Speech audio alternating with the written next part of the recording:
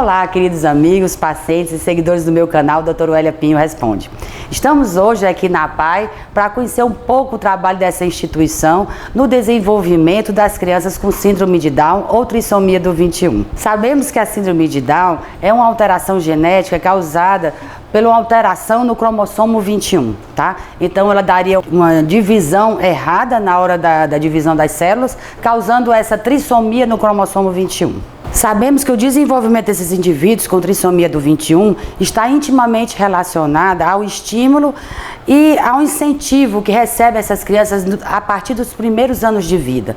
É essencial que essa criança seja trabalhada com psicólogos, terapeutas ocupacionais, professores que estimulem o potencial dessas crianças, pois o desenvolvimento nessa síndrome depende muito desse estímulo inicial e também depende da carga genética da sua família. Pensando nisso, nós fazemos também um trabalho associando a oftalmologia a esses pacientes com síndrome de Down, dando acesso a essas crianças da APAI ao nosso consultório para que a gente possa procurar as alterações oculares que podem estar causando deficiência nesse aprendizado. As principais alterações oculares na síndrome de Down são fendas palpebrais estreitas e oblíquas, isso é visto em praticamente 80% dos pacientes com síndrome de Down.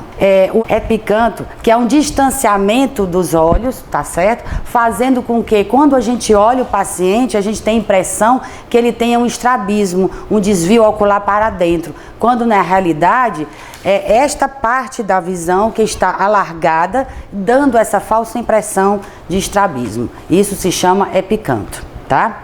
Isso está presente em geralmente 60% dos pacientes com síndrome de Down.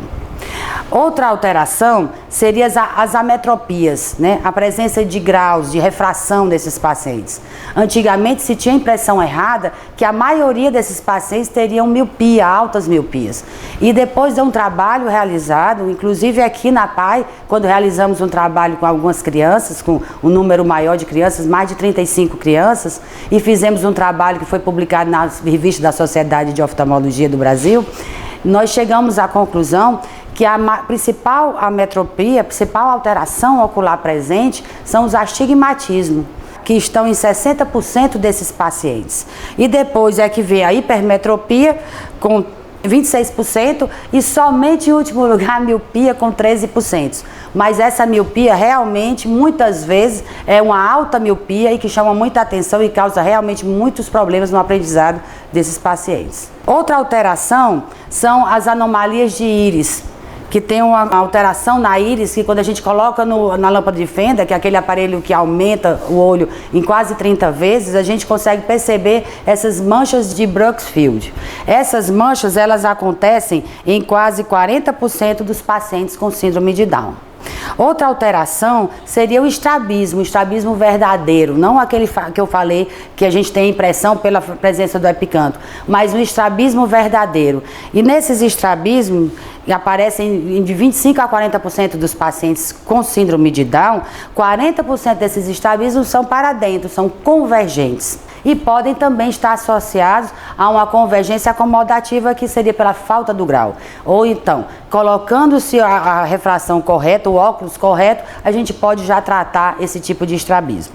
Outra alteração importante, que aparece em quase 30% dos pacientes com síndrome de Down, é a blefarite, que é essa irritação da parte da pálpebra próxima aos cílios, que podem também formar uma blefarite seborreica, que é com a formação de uma caspazinha no cílio.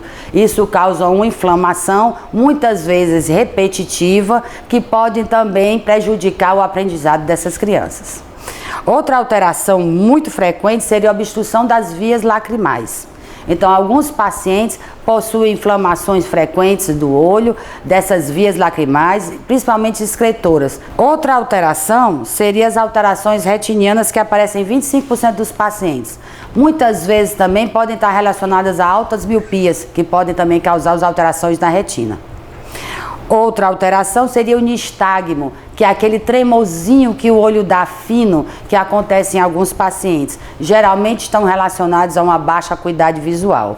Ou a uma ambliopia, que é uma baixa de visão por alterações da visão também. Então, às vezes, a anisometropia, um olho enxerga muito bem e outro não, e a gente causa uma ambliopia por não tratar esse olho que enxerga mal a tempo, antes dos 7 anos de idade, quando até então se forma a visão cerebral.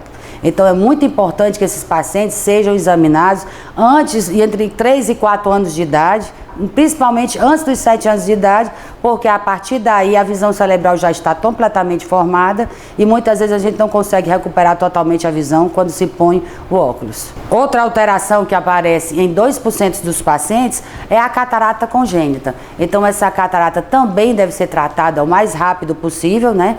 E isso merece uma cirurgia ocular. Então esses pacientes têm que ser bastante examinados com um pré-operatório muito bem feito, porque alguns deles podem possuir alterações cardíacas que podem causar problemas durante o ato cirúrgico da catarata. Então esse paciente tem que ser muito bem examinado com o clínico geral, com o cardiologista, com o seu pediatra, dando autorização para a realização dessas cirurgias.